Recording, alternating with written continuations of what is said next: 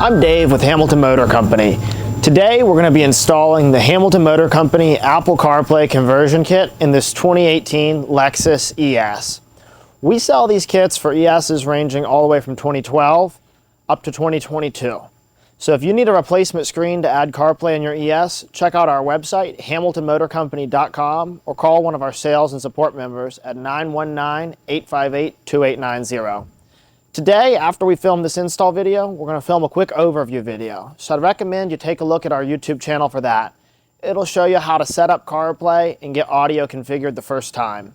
Let's get going. Before we begin, turn the vehicle on and shift it to neutral. Then apply the parking brake.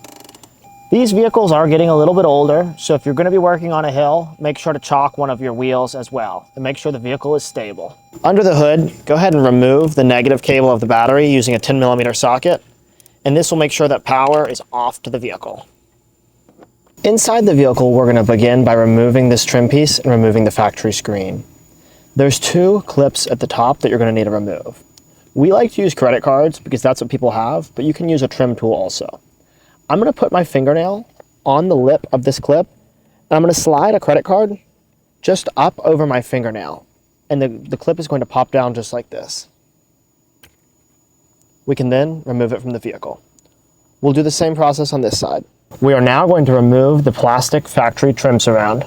Reach your fingers in from the top, create some space, pop these 4 clips loose, slide it towards you and out of the vehicle. Set it in a safe place. Now I'm going to remove the 2 black Phillips head screws on either side of the factory screen. You can either use a large Phillips head screwdriver or a socket with an extension. With the 2 screws removed, grip the screen firmly, pop it free from the clips, and pull it forwards. You will need to disconnect this blue LVDS wire, as well as the large black factory connector. Finally, there's a large zip tie here. You can either pop this clip free from the screen or use a knife to cut the zip tie. We recommend cutting the zip tie. Even if you reinstall the factory screen, the zip tie is not necessary. We're going to cut the zip tie and free the wiring harness. We can now remove the screen. The next step is we're going to remove this long trim piece here. We like to use credit cards because that's what people have. You can use an old hotel room key. Alternatively, if you want to order a trim rocker kit on Amazon, you can do that. We're going to get under this piece here and remove it from the vehicle. You'll take your credit card with 2 fingers and simply pop up and pop up here. We had this phone mount. We'll set this in the passenger footwell for just a minute. And we'll gently remove this whole trim piece from the vehicle. Set it somewhere safe where you won't scratch it. The next step is to remove the plastic air vent and clock assembly. I recommend reaching in with your fingers on either side of the clock, applying downward pressure with your fingers, and popping it free. Remove it gently, slide it out of the vehicle, and you will have 1 harness to disconnect for the clock. We can now set the assembly somewhere safe. The next step, we're going to remove the center console cover from the vehicle. Lift up on either side and move to the back gently. With the center console cover free, you can disconnect the wiring harnesses under it. There will be 2 for the heated seats, 1 for the vehicle control button, 1 for the heated steering wheel, and 1 for the mouse. There's a large zip tie holding the primary harness in place. You can leave this and simply set the center console cover in the passenger seat. The next step, we're going to remove this trim panel under the central control unit. This one requires quite a bit of pressure. And here's the trick to it. At the bottom of the trim panel, here's the seam. Take your fingers and push firmly here, and you'll be able to catch this lip with your fingers and then pull it out. Sometimes it's helpful to have a second person help you apply that pressure and pull it out. This one in this customer's car is covered in Armor All, so it's particularly slippery. In this case, you may consider using a pry tool or a couple credit cards under here to get it loose.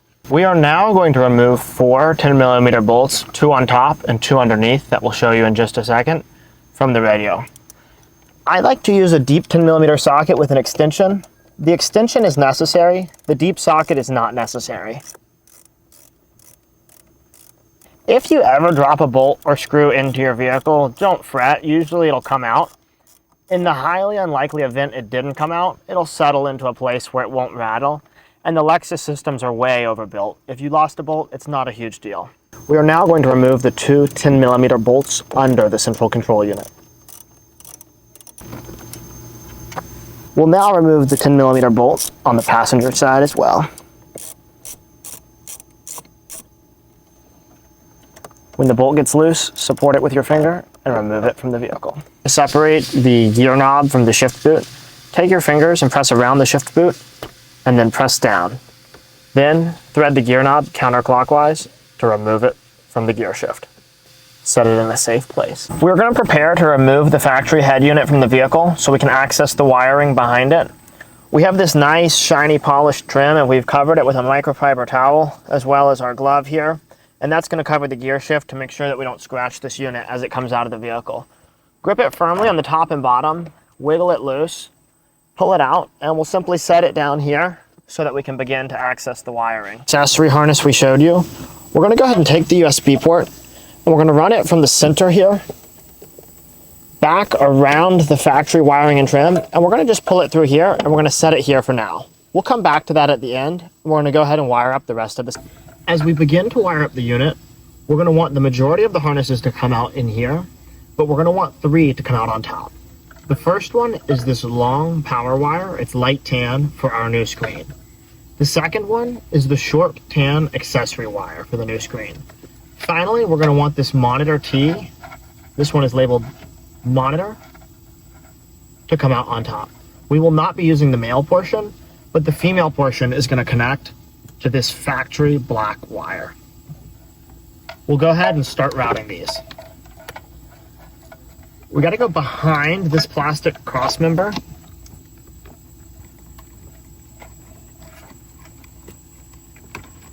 And we'll come up at right here and leave these up top. Then we're going to take the monitor wire and follow. The ES is nice because you have a lot of room to work with. Once you get the monitor wire up top, we're going to go ahead and connect it to the factory black wire that was plugged into the back of the original screen. We're going to connect the male yellow RCA from our primary harness to the female yellow RCA from our accessory harness. Both of these are labeled camera. I like to put electrical tape over these so as you're installing the radio, they don't come apart again. We're also going to make another connection. We're going to connect the female 3.5mm to the male 3.5mm. The female is coming off the accessory harness and the male is coming off the primary power harness. This is for the factory microphone. And once again, I would recommend wrapping this in electrical tape and coming around this direction so these don't come undone while you're completing the install. We're going to make 2 connections behind the factory head unit. The first is this large connector wire here. This is going to be the Hamilton power harness. Go ahead and remove this one from the factory head unit. It has this gray bar to lift up. You'll use your fingernail to adjust that tab inwards and then lift this gray bar up.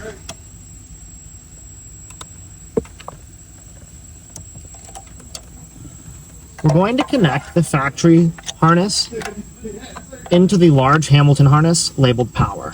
This will only fit in one direction. Snap it into place and push the metal bar down. Make sure you hear it click.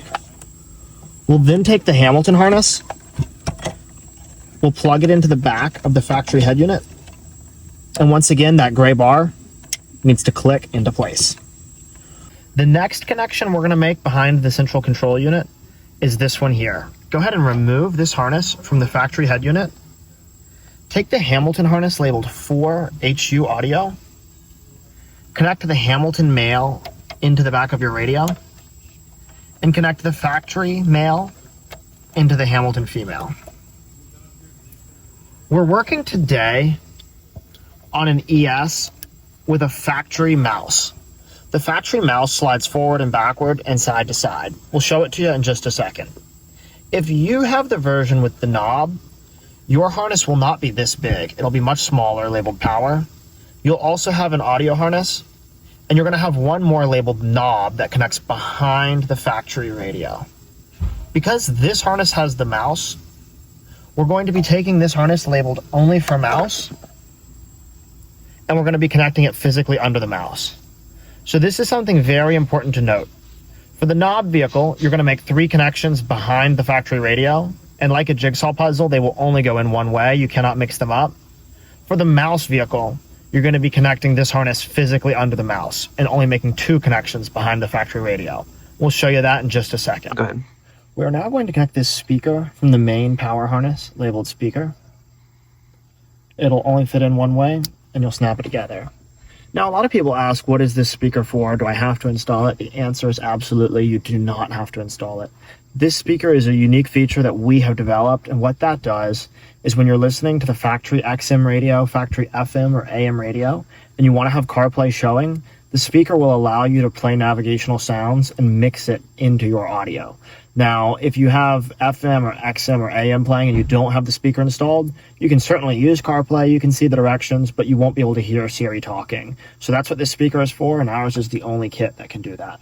We have these 2 long T harnesses. One is labeled only for touchpad, one is labeled only for mouse. We're going to go ahead and connect the one labeled only for mouse under the mouse.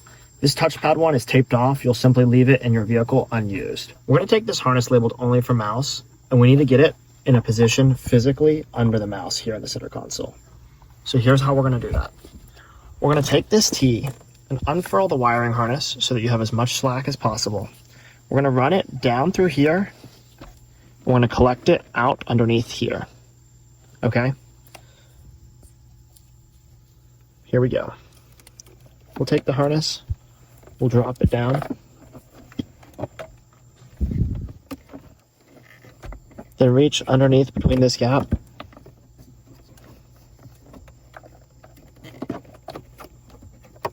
And pull it through. With the harness through, we'll go ahead and pull some slack. You've now got your only for mouse harness running down from the upper cavity into the lower center console here. As you can see, we have the only for mouse harness running out from underneath this black plastic piece here. We're going to route it, and we're going to set it right here, where we will install it in just a second into the factory mouse. Both of the connections made into the factory head unit. The speaker is resting back behind the head unit cavity. We have the USB port where we want it in the glove box. We've got the monitor wire connected up here. And we've got the new power wires for the accessory harness and the primary harness for the new screen up top. We have the only for mouse wire positioned under the factory mouse, where we will reinstall it into the factory mouse as we reinstall the center console cover. It's now time for us to put the factory head unit back into its socket. Lift it up with one hand and gently massage the wiring down with your other. Line the head unit up into its brackets and snap it into place. Now the head unit should hold itself firmly with just the plastic clips. Of course, we will reinstall the bolts in just a second, but you don't want any pressure requiring the bolts. Now, we're going to position this USB port along the seam of this trim panel here.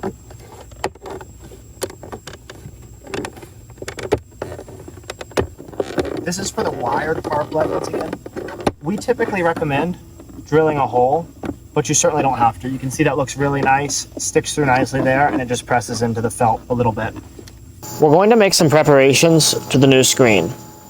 We need to take both of these yellow plastic clips off the old screen.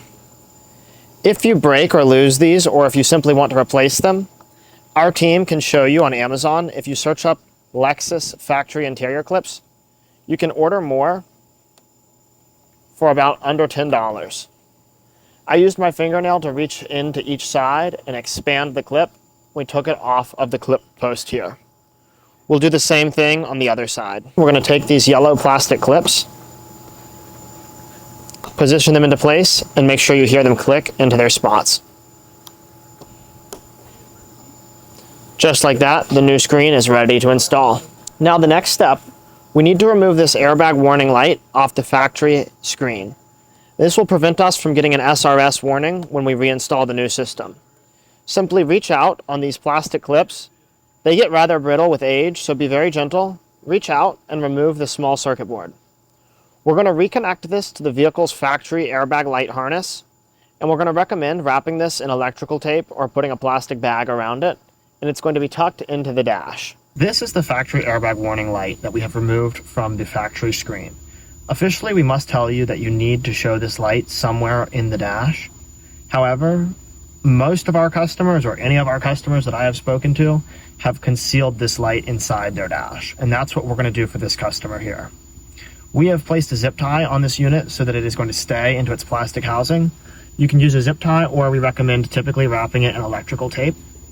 You're going to take the harness here, connect it back into its original harness, and as this customer wants us to do, we're going to tuck it into the dash where it won't be in the way of the new screen. Here is the included GPS antenna in this kit. For this car, you will not use these screws, so set it aside. This GPS antenna will plug into the back of the new screen. You don't need to put this antenna in any sort of special place. It will simply sit behind the new screen. This is for time zone information and weather information. It is purely optional. CarPlay GPS will pull via your iPhone, or Android Auto GPS will pull via your Android phone. We're going to connect the GPS antenna to the screen here. And then behind the screen, we're going to connect the large and small TAN connectors.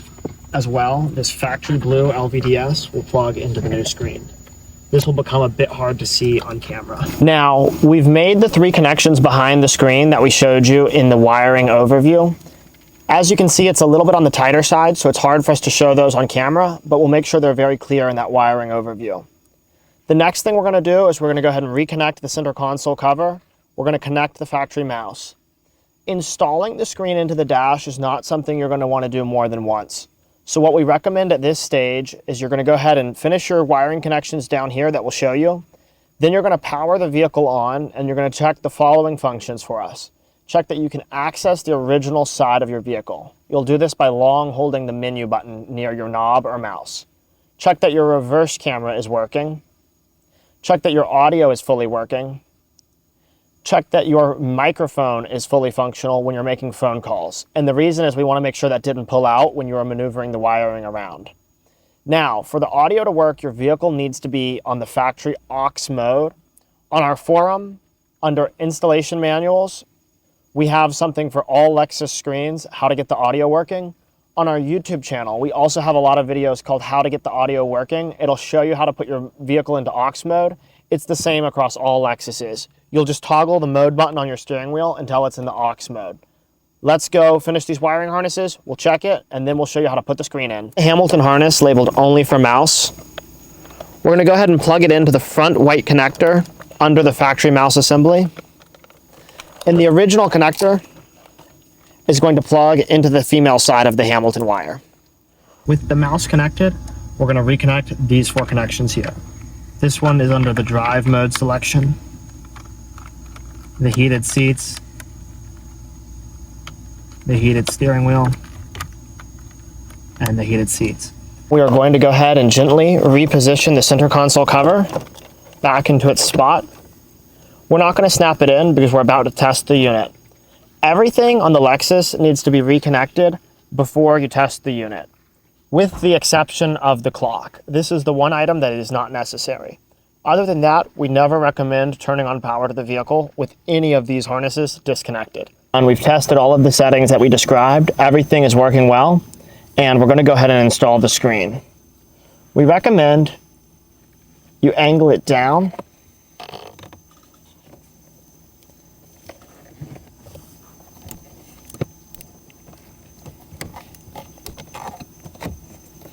and you'll need to lift up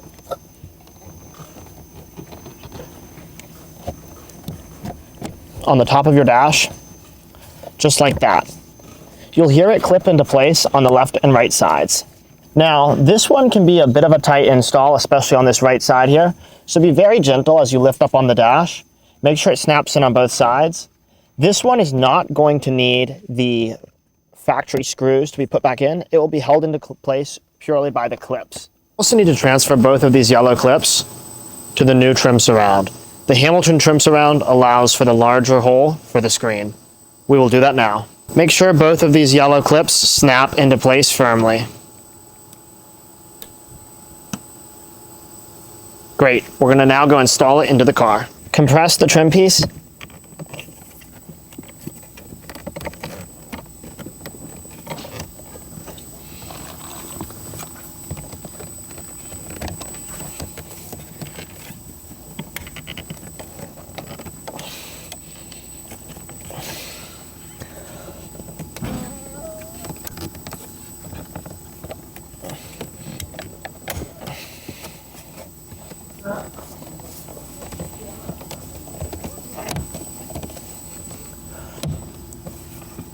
And snap it into place. We will reuse both of the factory clip holders on the new trim piece. If you're having a hard time getting the trim clips to go back into the hole, you may need to apply a little bit of forward pressure on this edge of the trim here to make sure both the Hamilton holes and the vehicle holes line up.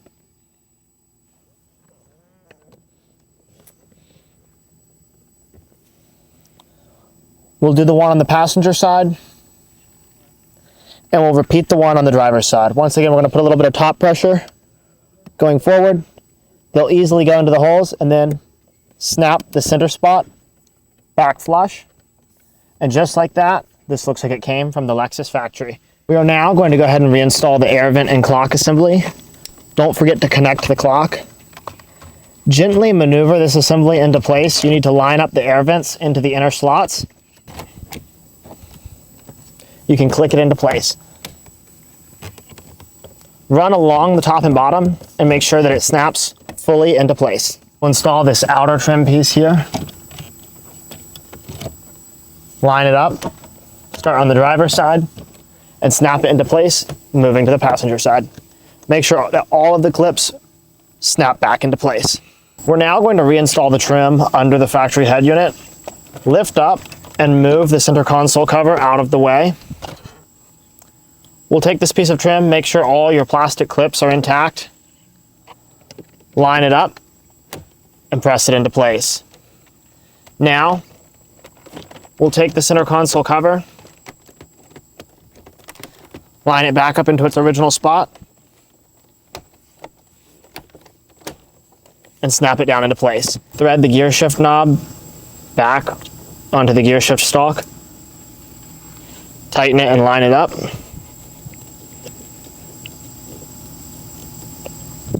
and reconnect the shift boot. Now your installation is complete. Finally, we're going to take the negative battery cable, place it back onto the battery post, and tighten it down. And that concludes our installation in the 2018 Lexus ES. We sell a similar kit for 2012 to 2014. We have this kit covering the knob and mouse versions from 2015 to 2018. We also have versions for the new ES coming all the way up to 2022. This kit makes such a dramatic difference in the screen of this vehicle.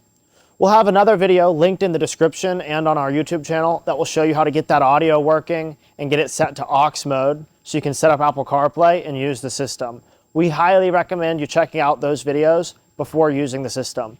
We'll also make a full overview video that shows you all the features of the kit and how it works, what it looks like in Apple CarPlay. As well, we'll have pictures of Android Auto. All of our kits come with Apple CarPlay and Android Auto, wired and wireless, built in. We sell conversion screens and interface modules for almost every single version of Lexus and Toyota. If you don't see something on our YouTube channel, take a look at our website, hamiltonmotorcompany.com. You can reach out to our team at info@hamiltonmotorcompany.com or 919-858-2890. We'll be more than happy to answer any questions you have or help you find a kit for your vehicle.